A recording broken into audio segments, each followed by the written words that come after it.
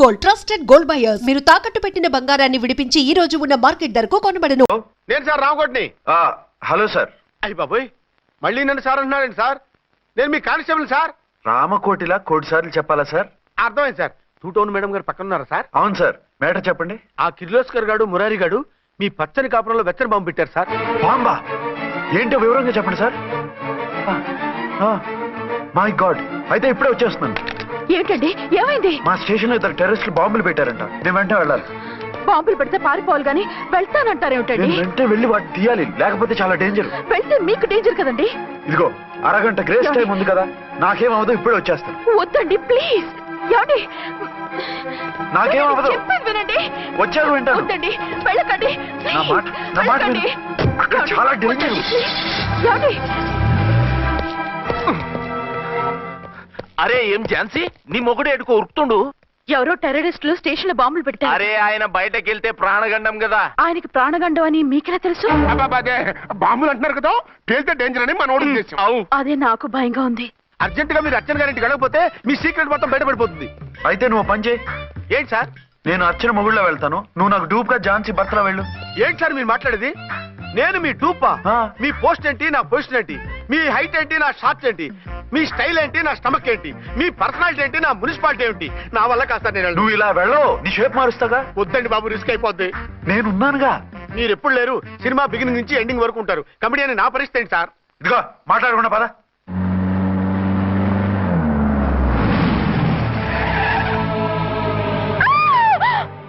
భయపడకండి. భర్తని భయపెట్టాలే గాని భర్తను చూసి భయపడకూడదు. భర్త? భర్త ఏంటి? ఆ కట్టు లోపల ఉన్నది మీ ఆయనే. ఏమైంది ఆయనకి?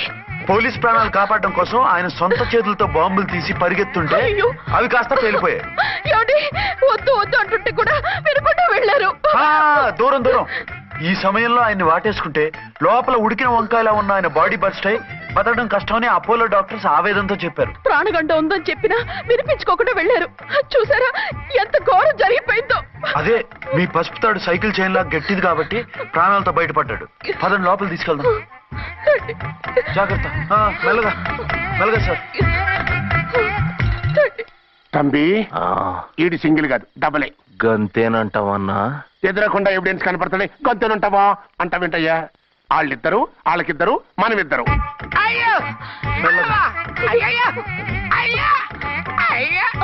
నెమ్మదిగా పడుకోండి సార్. మీరెళ్ళి ఫ్యాన్ తీసుకోండి. రేయ్ రాంకోటి, నువ్వు లేకుండా అలాగే 4 రోజులు పడుకో. మరి తిందేలా సార్? నిన్ను చూడడానికి వచ్చినప్పుడు నేను పెడతానులే. Don't worry sir, don't worry. జాగ్రత్తగా చూసుకోండి. థ్యాంక్స్ అండి. ఏమండి, బాబుకి ఎలా ఉంది? మిమ్మల్ని కలవరిస్తున్నాడు. రే రామ్మరా. బాబుకు జ్వరం తగ్గే వరకు మీరు బయటకు వెళ్ళడానికి వీల్లేదు. అలాగే. నా డ్యూటీ వేరే వాడికి వేసి వచ్చాను. ఇంతలో 2 టౌన్కి వెళ్ళాల్సిన పని లేదు. అలేగాడు బాంబు పేలినా బతికిపోయిండు. గట్టి విన్నావు. నా మరదలు నేనెట్టయినా పెళ్లి చేసుకోవాలి. ఏదైనా ఐడియా ఉంటే చెప్పానా? ఆడు బలంగా ఉంటే మనల్ని బాధ వదిలిపెడతాడు. ఇప్పుడు ఆడు బాంబు దెబ్బకి 90% చచ్చాడు. మిగిలిన 10% ప్రాణం మీద మనం 2 దెబ్బలు కొట్టాం అనుకో, పూర్తిగా చస్తాడు. ఆ తర్వాత నీ మరదలు నువ్వు పెళ్లి చేసుకోవచ్చు. అయితే పద, వాడిని ఎత్తుకొచ్చి కథం చేద్దాం.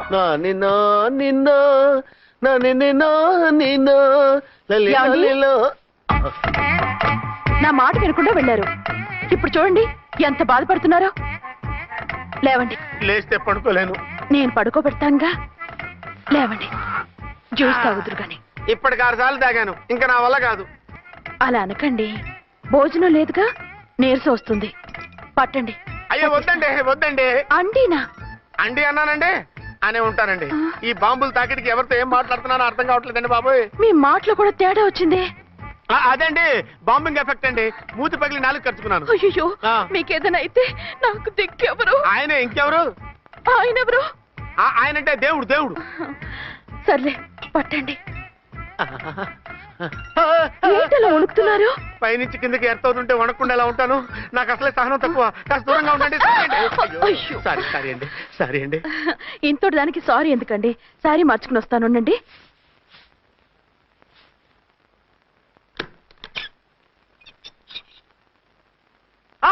వద్దు వద్దు వద్దు వద్దు. ఏంటండి ఏమైంది? నా ఎదురుగా బట్టలు మార్చుకోవద్దు, నేను తట్టుకోలేను. ఏ సిగ్గుగా ఉందా? లేదు, భయంగా ఉంది. భయపట్టు ఎందుకు? నేను అందంగానే ఉంటానుగా. అందుకే భయపడేది. అయ్యో, భయం ఎందుకు? నేనేం పరాయిదాన్ని కానుగా. ఇదిగో, మీరు ఎలా ప్రొసీడ్ అయిపోతే మా గురువు గారికి నేను అన్యాయం చేయాల్సి వస్తుందండి. గురువా? గురువెవరు? అదేనండి డాక్టర్ గారు, ఈ కట్లిప్పే వరకు నన్ను స్టార్ట్ టీవీ కూడా చూడొద్దన్నారండి. మీరు సైడ్కి వెళ్ళి మార్చుకోండి, లేకపోతే నేను ఎమోషన్ అయిపోతాను. అదా మీ భయం? అయితే ఉండండి. థ్యాంక్స్. అమ్మయ్యా, ఈ గంటకి గండం గట్టెక్కింది నాయనా. ఇలాంటి టైప్ సీన్లు ఉన్నాయని తెలిస్తే నేను సచ్చినా వచ్చి ఉండేవాడిని కాదు. పరిస్థితులు ఇలాగే కొనసాగితే నేను కాలు జారటం ఖాయం. దేవుడు, కాలు జారటం ఖాయం. చిన్న పిల్లలు ఏంటి అరుపులు? కాసేపు ఓర్చుకోండి, అవే తగ్గిపోతాయి. పుసుగేసుకుని ఉన్నారా దేవుడు?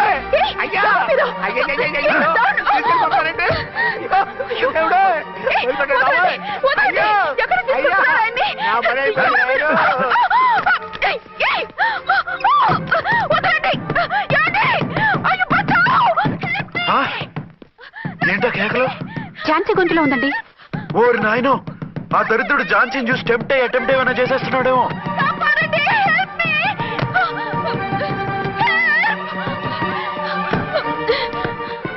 ఏంటి ఝాన్సీ, ఏమైంది? మా ఆయన కిడ్నాప్ చేసి తీసుకెళ్లిపోతున్నారండి. ఎవరు? ఏమో తెలియదు, కాపాడండి. ఓరి నాయనో, బారసాలకు ముందే ఝాన్సీ నా వైఫ్ అని ఫిక్స్ అయిపోతే సడన్ గా హస్బెండ్ అయిపోయి దాన్ని బెడ్ ఎక్కేద్దామని చూస్తున్నావురా?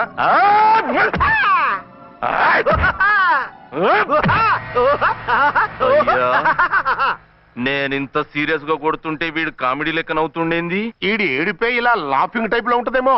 ఇంకో 2 రౌండ్లు వేసుకో. వేసుకో వేసుకో వేసుకోరా బాబు.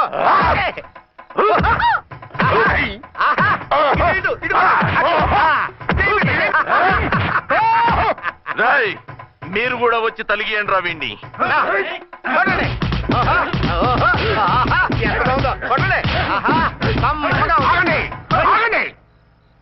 ఈడు ఎందుకు ఏడవకుండా నవ్వుతున్నాడో నాకు ఇప్పుడు అర్థమైంది. ఎందుకు? డల్ల పరుపు మందాన బ్యాండేజ్ చుట్టుంటే దెబ్బ ఎలా తగులుతుంది? గదా సంగతి. అదే రేయ్, కట్లు మొత్తం ఇప్పి కొట్టుర్రా వీణ్ణి. వద్దు వద్దు, కట్లు మాత్రం ఇప్పొద్దు. ఏ లోపట బట్టలు లేవా? డ్రాయర్ కూడా లేదు. ఏం పర్లేదు, మేము మగాళివే కదా. ఇప్పండి రా. వద్దు వద్దు బాబాయ్, కట్లు ఇప్పొద్దు. కట్లు ఇప్పొద్దు రాయ్. బాబోయ్, కట్లు ఇప్పుతున్నారు బాబోయ్. బాబా, ఏంటిది? రక్షించండి సార్, నన్ను రక్షించండి సార్.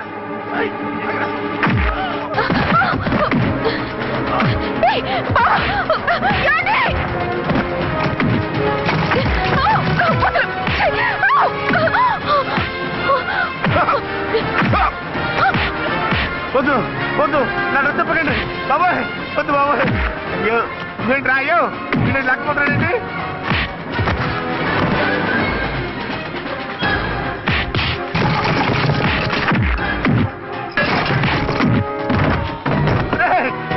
నాకంటే రా, ధర్మం చేస్తావు రే.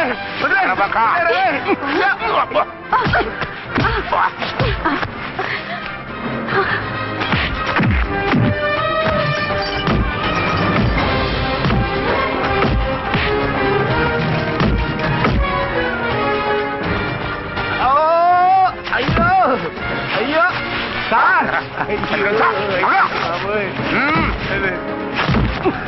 సార్ సార్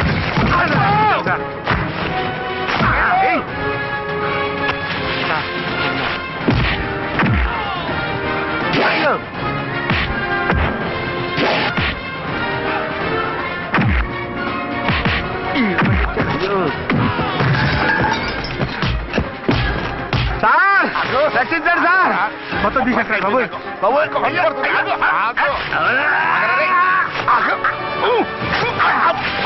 మళ్ళీ స్లిప్ అయిపోయాడు నాయన. సార్ సార్ రక్షించండి సార్. సార్ రక్షించండి సార్.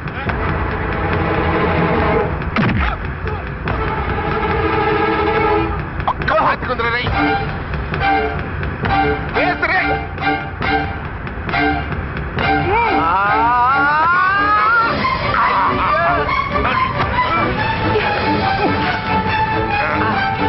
గుర్తులు చచ్చిపోతాను చచ్చిపోతాను. అయ్యా కాపాడండి సార్. సార్ త్వరగా రండి సార్. రండి సార్. అయ్యా అయ్యా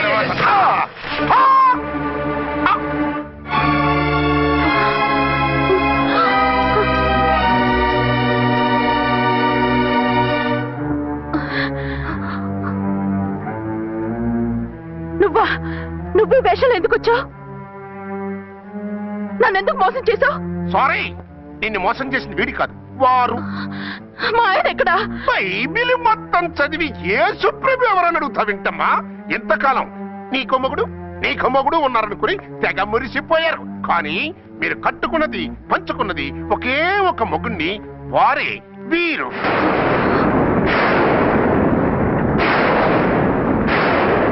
బాబు, ఆవిడ మీకేమవుతుంది? ఆవిడ మా ఆవిడే. ఆవిడ ఆవిడ మా ఆవిడే. విన్నారుగా లేడీస్? ఈ సీన్ లో ఇక మన పని అయిపోయింది. ఇప్పుడు వన్ డే మ్యాచ్ మొదలవుతుంది. టాస్ వేసుకుని ఎవరు బౌలింగ్ చెయ్యాలో ఎవరు బ్యాటింగ్ చెయ్యాలో వాళ్ళే డిసైడ్ చేసుకుంటారు. మనం గ్యాలరీలో కూర్చుని మ్యాచ్ చూద్దాం, పద. ఎందుకింత మోసం చేశారు? ఎందుకింత ద్రోహం చేశారు? నేను ఎవరిని మోసం చేయలేదు, ఎవరికి ద్రోహం చేయలేదు.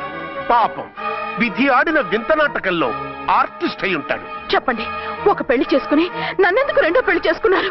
మీకు భార్యగా నేను సరిపోలేదా? ఆవేశపడకుండా నేను చెప్పేది వినండి. నువ్వు చనిపోయావు అనుకుని అందరూ కలిసి నాకు బలవంతంగా పెళ్లి చేశారు. ఆ విషయం నాకెందుకు చెప్పలేదు? పెళ్ళయిందంటే నేను చేసుకోనన్నా, చీకొడతానన్నా? నిజం దాచి పెళ్లి చేశారని నాకు మన పెళ్ళైన తర్వాత తెలిసింది. అప్పుడైనా మీరు చెప్పాలిగా, ఎందుకు చెప్పలేదు? చెప్తే నువ్వు మిమ్మల్ని వదిలేస్తానని భయపడి చెప్పలేదా? నన్ను వాడుకునే ఛాన్స్ మిస్ అవుతుందని చెప్పలేదు? Don't talk రబేష్.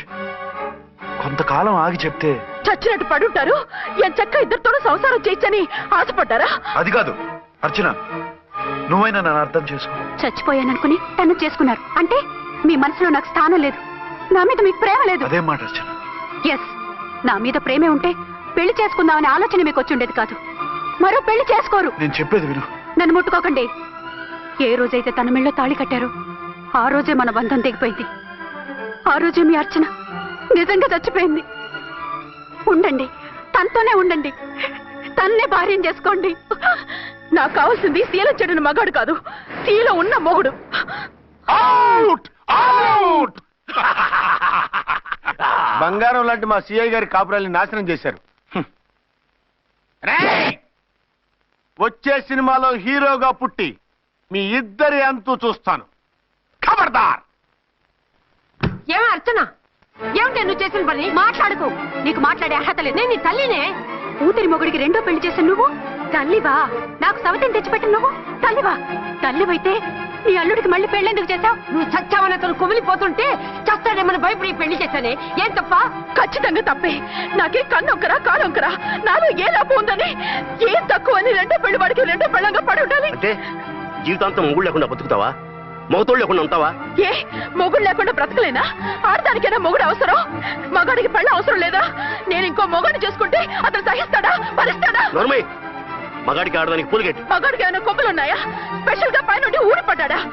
వాళ్ళు తినే ఉప్పు కారమే మేము తింటున్నాం. వాళ్ళ ఒంట్లో రక్తమే మా ఒంట్లోనే ప్రవహిస్తోంది. అది కాదమ్మా, మొగుడిని వదిలేసిన ఆడదాన్ని నీచంగా చూస్తారు, చులకన చేస్తారు. పెళ్ళాన్ని వదిలేసిన మొగుడిని గౌరవించి హారతలు పడతారా?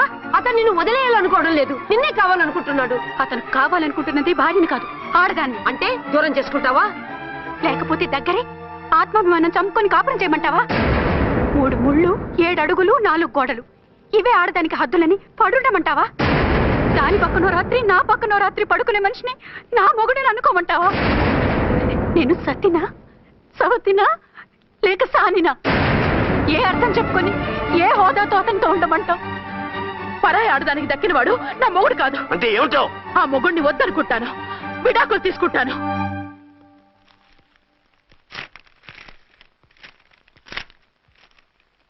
ఏమిట్రాది? లాయర్ నోటీసులు. లాయర్ నోటీసులు ఎవరు పంపారు? నీ కోడళ్ళు. దేనికి? వాళ్ళకి విడాకులు కావాలంట.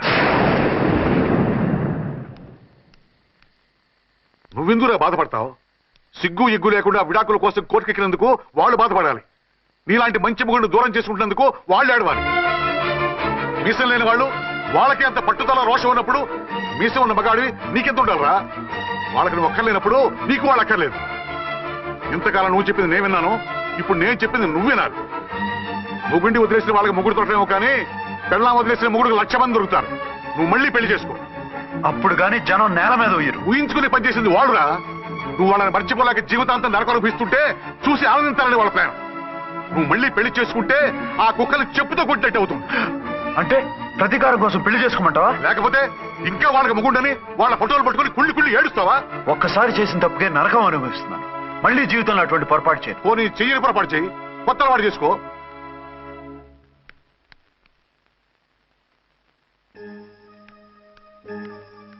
ఇదిగో నాలాగా తాగుడు అలవాటు చేసుకో. బాధల్ని బాధ్యతల్ని మర్చిపో. పెళ్ళాలు వదిలేసిన మొగుడని అవమానం పడే కంటే గౌరవంగా తాగుబోతు అనిపించుకో. అలాగే తండ్రిగా ఆనందిస్తాను. తీసుకో.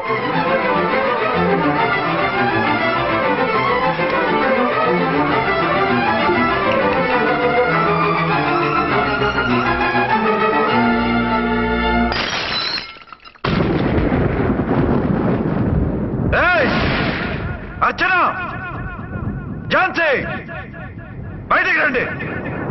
అంటే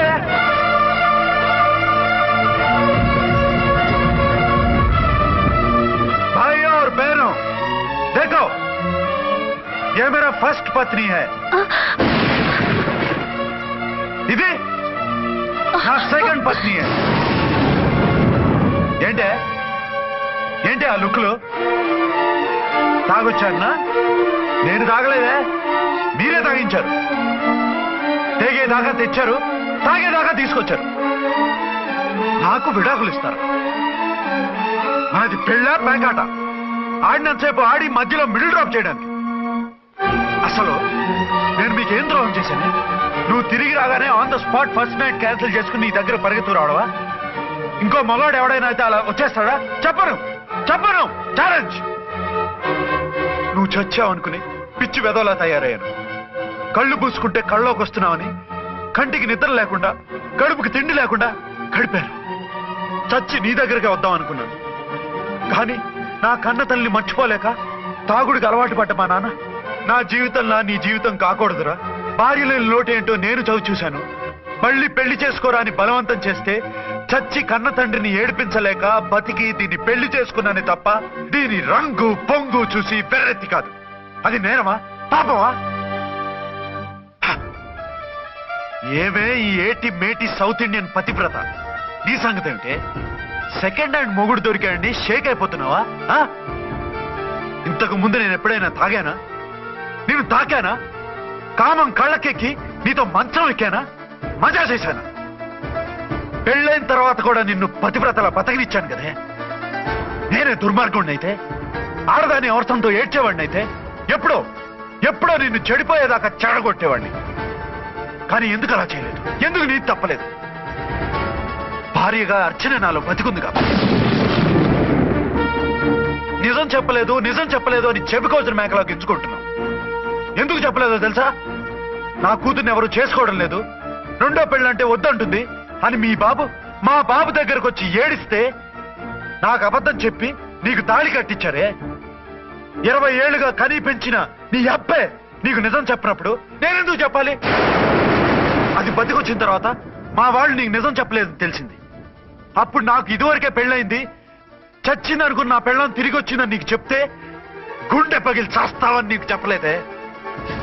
నువ్వంటే నా ఆల్ ఇండియా పతివ్రత 9 నెలలు లంకలో ఉండొచ్చిన సీతని అగ్ని ప్రవేశం చేయమన్నాడా రాముడు? ఎవడో వెదవ కూత కుషాడిని, కడుపుతో ఉన్న తన పెళ్ళాన్ని అడవిలోకి పంపించాడు. అదే రాముడు, నీ ఫేవరెట్ గాడ్. నువ్వు అడ్రస్ లేకుండా 25 నెలలు ఎక్కడికో పోతే ఎక్కడున్నావు, ఏం చేశావు, ఎవరితో ఉన్నావు అని అడిగానా? లేదు. అనుమానించానా? లేదు. వాయ్? భార్య అంటే ప్రేమ, భార్య అంటే నమ్మకం, భార్య అంటే విశ్వాసం. ఆ రాముడు గ్రేటా, నీ మొగుడు గ్రేటా? చెప్పు. ఆ రాముడిని దేవుణ్ణి చేసి గుళ్ళో కూర్చోబెడితే నన్ను రాయించేసి రోడ్డు మీదకి ఇసిరేస్తావా? పేరుకు పెళ్ళానివే గాని నిన్ను అమ్మకన్నా ఎక్కువగా ప్రేమించానే. నువ్వు కనీసం ఆ బిడ్డకిచ్చే విలువ కూడా ఇవ్వలేదు కదే తల్లి. 2 భార్యలకి న్యాయం ఎలా చేయాలో తెలియక కుమిలిపోయా. మీ ఇద్దరికి నిజం తెలిస్తే ఏమైపోతారో అని భయపడ్డాను. మీ కంట్లో నీళ్లు రాకూడదని మీరిద్దరూ ఏడవలసిన ఏడుపు నేనేడ్చానే.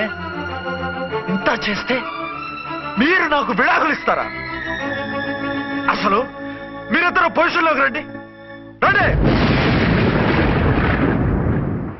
నన్ను వద్దని మీరిద్దరు వదిలేస్తే వచ్చి మీ కాళ్ళ మీద పడతారనుకున్నారా? నెవర్. అవును, నన్ను వద్దనుకున్నప్పుడు నేను కట్టిన ఆ మంగళసూత్రాలు మాత్రం ఎందుకు? సేఫ్టీగా వాటిని అలాగే ఉంచుకుని మాజీ భార్యలుగా హ్యాపీగా బతుకుదాం అనుకుంటున్నారా? నో, మీకు ఆ ఛాన్స్ ఇవ్వను. తాళి ఉన్న పెళ్ళాలుగా కాదు, తాళి తెగిన భార్యల్లా, మొగుడు చచ్చిన విధవల్లా మీరు తెల్ల చీరలు కట్టుకునేట్టు చేస్తాను. విడాకులు ఇవ్వకుండా మిమ్మల్ని విడోలు చేస్తాను. జీవితాంతం కుళ్ళి కుళ్ళి కుళ్ళి ఏడ్చేలా చేస్తాను. బాయ్. ఆగండి. ఏ, నేను చావడం కూడా నీకు ఇష్టం లేదా? మీరు బతకాలి, నిండు నూరేళ్లు సుఖంగా జీవించాలి. మీ మీద ప్రేమ లేక కాదు, మీరంటే ఏంటో తెలియక కాదు. నా వల్ల మీకు ఝాన్సీకి అన్యాయం జరగకూడదని నేను మిమ్మల్ని అనుమానించాను, అవమానించాను. మీకు దూరం కావాలనుకున్నాను, విడాకులు కోరుకున్నాను. నేను మీకు భార్యనయ్యాను, మీ బిడ్డకు తల్లినయ్యాను. కొంతైనా మీతో జీవితాన్ని తృప్తిగా అనుభవించాను. కానీ ఝాన్సీ ఒక్క పసుపుతాడు తప్ప భార్యగా ఏమీ పొందలేదు. భార్యగా మీ జీవితంలో తనకి చోటివ్వండి. లేదక్క, అలా చేస్తే నువ్వు భర్తనే కాదు, బాబుకి తండ్రిని కూడా దూరం చేసిన దానివి అవుతావు. ఆయన మనస్ఫూర్తిగా ఇష్టపడి చేసుకుంది నిన్ను, ప్రేమించింది నిన్ను. ఆయన మనసులో నీకు తప్ప నాకు స్థానం లేదు. నువ్వు బలవంతంగా నన్ను భార్యని చేసినా మనిషిని సొంతం చేసుకోగలను గాని మనసును పంచుకోలేను. ఆ భార్య స్థానం ఎప్పటికీ నీదే. ఒకరి మీద ఒకరు ఇంత ప్రేమను పెట్టుకొని ఒకరి గురించి ఒకరు ఆలోచించి మీ జీవితాలని పాడు చేసుకోకండి. అక్క చెల్లెళ్ళలాగా కలిసిమెలిసి అతను సుఖపెట్టి మీరు సుఖంగా ఉండండి. క్షమించండి, నాకు భార్య అర్చనే కానీ ఝాన్సీ కాలేదు. అవునా? ఆయన ఎప్పటికీ శ్రీరామచంద్రుడిలాగానే ఉండాలి. ఆ రాముడికి సీత ఒక్కటే, ఆ సీత అక్కే. మరి నీ బతుకు? నేను మళ్ళీ పెళ్లి చేసుకుంటాను. నా గురించి ఆలోచించకుండా మీరిద్దరూ సుఖంగా సంతోషంగా ఉండండి. ఈ రోజు నుంచి ఆవిడే మీ ఆవిడ.